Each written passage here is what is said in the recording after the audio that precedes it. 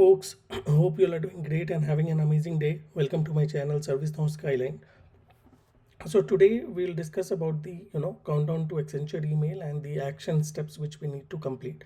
So I'll made this detailed video on these steps and the action items which we need to complete before at least 1 week. Then only the experience manager on the point of contact, they have to approve it on the tool.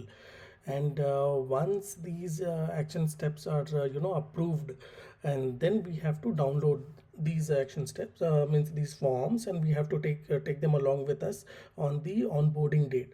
So for example, these are the forms which we have received. So if you see presently, these are in see, once you open this site, once you log in and you are on this page, so it will display your name, and these will be the tasks for for women employee. There may be additional 1 or 2 tasks for them related to the maybe the night shift.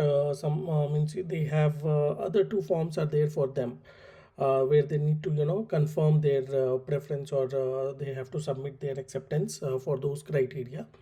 So basically here initially these forms will be in red status. As you can see now, they are mentioned like action required. It is mentioned.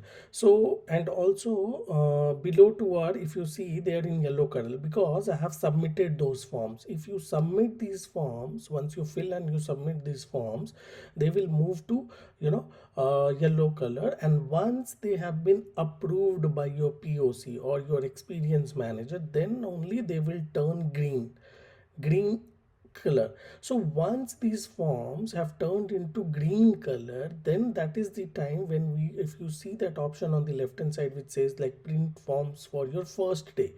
So once these forms have been approved here in the tool and they are in green color, then and only then we have to download these forms, and we need to take them along with us on our onboarding date. So this is how these forms we have to take. We don't have to take without filling it, or maybe they are in yellow color or in review phase only, then we don't have to download. Once they turn into green, once they have been approved, then and only then we have to download. And no need to worry, like I have tried to cover all the points which I have I got the information from the one thing very good about the Accenture is they are very prompt, they have very timely communication. So I've been serving this 90 days of notice period, but at any point of time I didn't feel like I've been left behind, or I am not getting any communication from them, because they keep on giving you weekly updates, weekly activities that you need to complete. So they are very prompt in giving communications and all those things. So no need to worry. For filling these forms also, they will be scheduling one document very briefing teams meeting that it will run for 2 hours to say, and they will complete each and every form in very detail. And that meeting, usually it will be scheduled 4 weeks before your onboarding date. So that is how it is planned. For in my case, it was almost 4 to 5 weeks when I received this onboarding briefing session. So let me quickly take you through these forms. For example, the first one is very simple. Whichever state or like you are working, or you will be joining the Accenture office, so you need to fill in the appointment order. It is very straightforward. You don't need to do anything. Once you click on that form, automatically your employee ID will be visible. For in case if it is not visible, no need to worry. That also you can just, it will be in a blank phase. You, once it turns green, this form you would need to download, and on the day of onboarding they will provide you the employee code, which we need to fill in there. Then there are other basic terms like your name, your date of birth, your joining date, and these things are mentioned in the first form, that is the appointment order, form Q.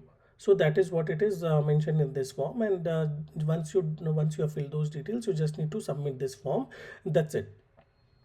Let's come to Form F, I'll come to Form 11 later because that is the most important form, and that is the form where many of us have queries.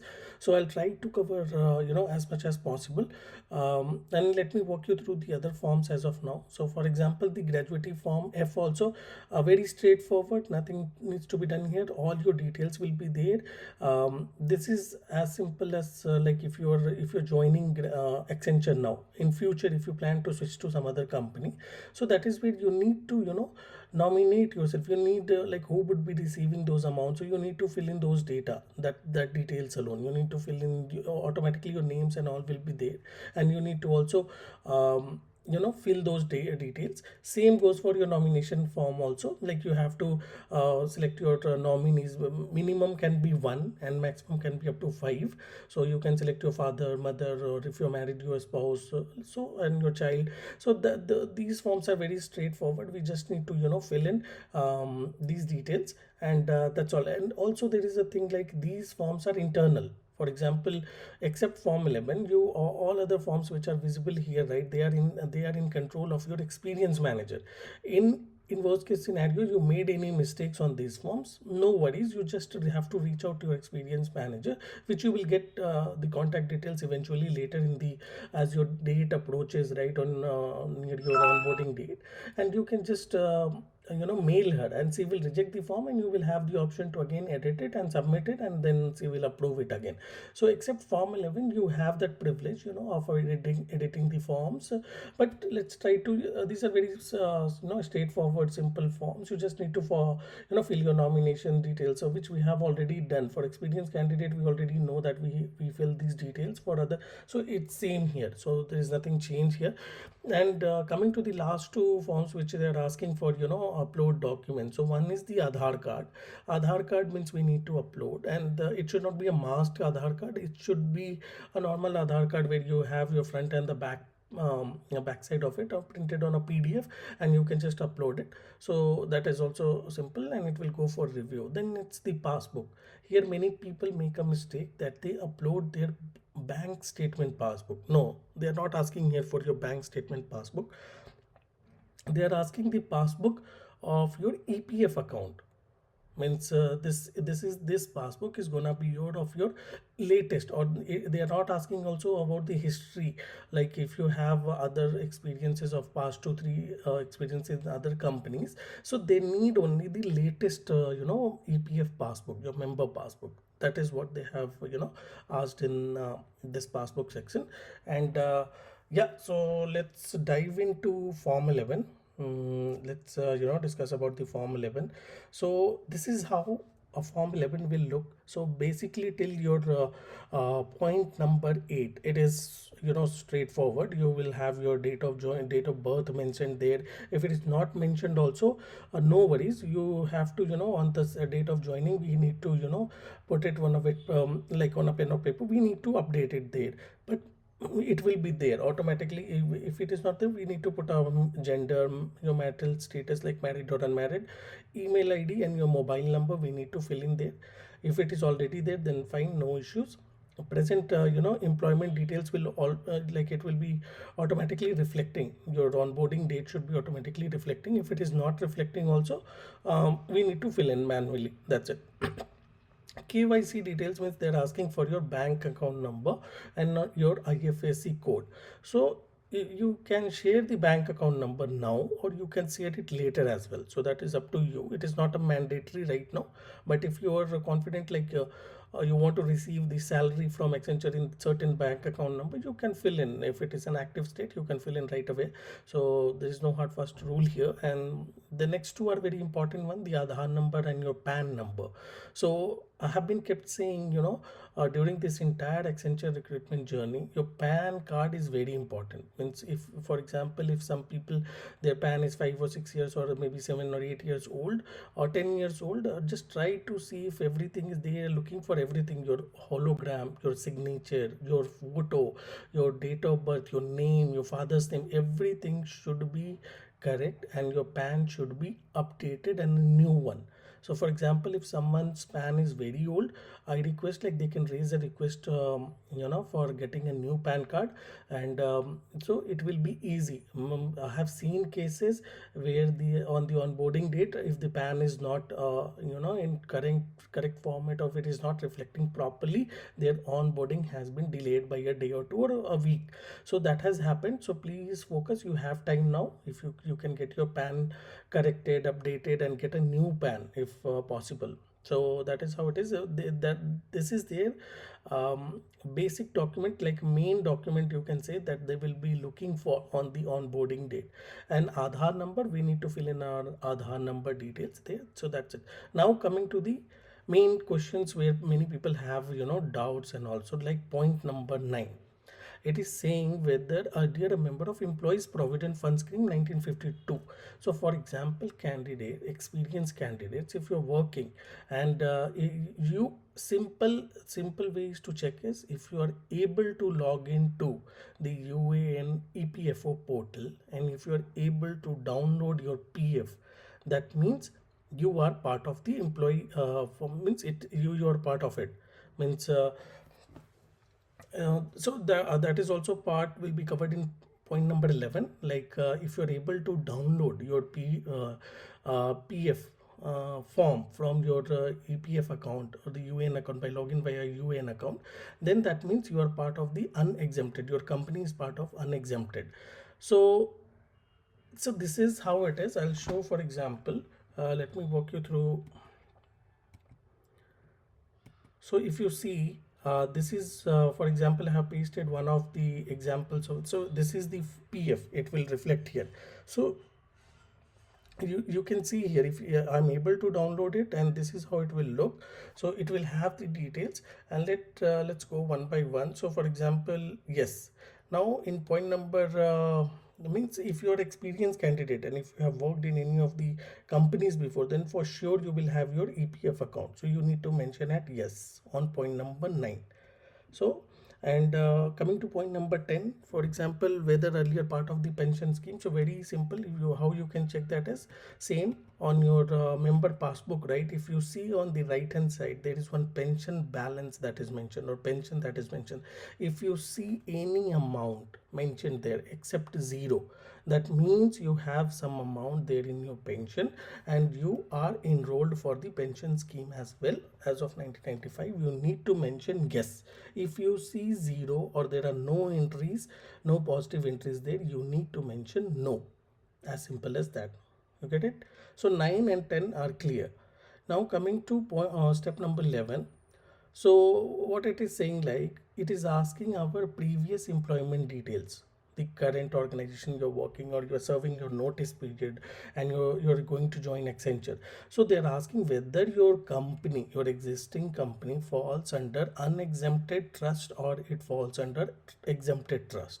Okay, so first I'll discuss about the unexempted trust. So very simple thing, how you can check it. If you are able to log in to your EPFO account via going to the EPFO site, and if you're able to download your PF form, that means your company falls under unexempted trust. You can also put your name of your company's name in like in search engine, anyone in Google, or you can search it, and if you it will display whether your company is part of exempted trust or unexempted trust. But it is very simple. If you're able to download your PF form from the EPFO portal, that means your company falls under unexempted trust. And here are the details that you need to fill in. For example, establishment name and address. So here you just need to mention your company name. You can skip the address is not required. And then they are asking for your UAN number. So it will be there on your PF. So as this is falling under unexempted trust, so you will have your UAN number. It's a unique account number that will be there, universal account number, which is there. And then you have the PF account number, that is it will be also referred as member ID thing. Let me just walk you through. Or in my case, if you see, it is showing as a member ID /name. So that is the PF number, and you have the UN number that is mentioned there, establishment ID or name on the top, if you can see, right? So there my company name is mentioned there. So that is how it is, looking here.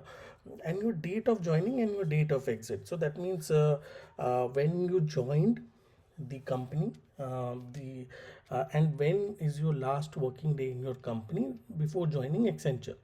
Okay, so those details you need to mention, that you will have it handy, like when the offer letter of your joining of your previous company and date of exit, which will be your last working day in your existing organization. Then coming to the next 2 points, like scheme certificate and the PPO number, if issued, these two new points you can just leave it blank, they are not required. So I think you can just leave it blank, as so as of now it is not required. Now coming to the last point, that is the non-contributory period, NCP days. So for example, if you know that you had any break, or if you had some days gap is there, like for example, if you had worked for 3 other organizations in the past, and you have like your joining date was say 5th of 5th of for your second company, your joining date was 5th of December, and the company which you were leaving, the first company which you were leaving, the end date of last working day was 4th of December. So in that case you don't have any gap in that, like 4th you left and 5th you joined. Similar way, for example, now if you know that you're leaving your company and you're joining Accenture, is there any gap? So if you don't know, or if you don't know anything about this one, just leave 0. You can just mention there 0. That is correct, that will work there. And has also been this has been same, communicated to us, like if you don't know, we just need to fill in 0, and then it will be taken care. So no need to spend much of time there. But if you know that you have some gap or something, you can mention those gap, like 1 or 2 or whichever, but I would recommend you go with 0. That is the most like it will be accepted, and you will not be having any issues. So that is how it is. Let me walk you through the next part, the 11 point number 11 also we completed for the unexempted. Now coming for the exempted trust. So here, if for example, a few of the companies which I know which fall under the exempted trust are like TCS, Infosys, Wipro, HCL. So these are part of exempted trust. So there you have all those details you will be having from your company, and you have to mention those details there. Same in the case of your NCP days, you can mention 0, and name of the UN number, EPS number, EPS number or the account number, it will be also there. For in case of Infosys, I think it's mentioned there on the salary slip. So it will be there, UN number, you will be knowing it, like for if you have to just check in your company portal, so they only have those details, you can just download it from there. And if you are an experienced candidate, you should be already knowing all these things, so it will be easy for you. And date of joining and date of exit is the same, like you have to when you join the current organization which you're leaving now, as you're joining Accenture, so that date of joining and date of exit you need to mention here, and that's it. So 9, 10, 11, 12, I tried to cover as much as I gained from their document briefing session. But in case if you have more doubts on this, I will say no need to worry. In your case, when if your onboarding date, say for example it is in Feb, for sure they will conduct a document briefing session, and they will clear each and every point. So they will discuss in very detail, and they will clear all your points if you have anything related to these 9, 10, 11, 12 points. So they are like Accenture recruitment team or the HR will join, and they will explain all this, so you don't need to worry about them. You can just join that session and get it cleared. So that is there. But this is what was discussed in my document briefing session, and I have just put it. So my company falls under unexempted trust, and I have all those details above, and I have mentioned my NCP days as 0. So that is how I have filled it, and it is accepted, and you will not you will not face any issue there once you submit this form. Now coming to the last like a point, like point number 13, that is international worker. So if you hold Indian passport, you just have to simply mention here no, and that's it. Because the company the we are applying for, if you are applying the job in Accenture from India, so you should be having only Indian passport. So in that case we don't fall under the international worker criteria, so we have to mention here no, that's it. Yeah, so I think I tried to cover all. If you have any this will help in submitting your action steps form. So yeah, that's all. Thanks everyone. Thanks for your time and have a great day ahead. Thank you.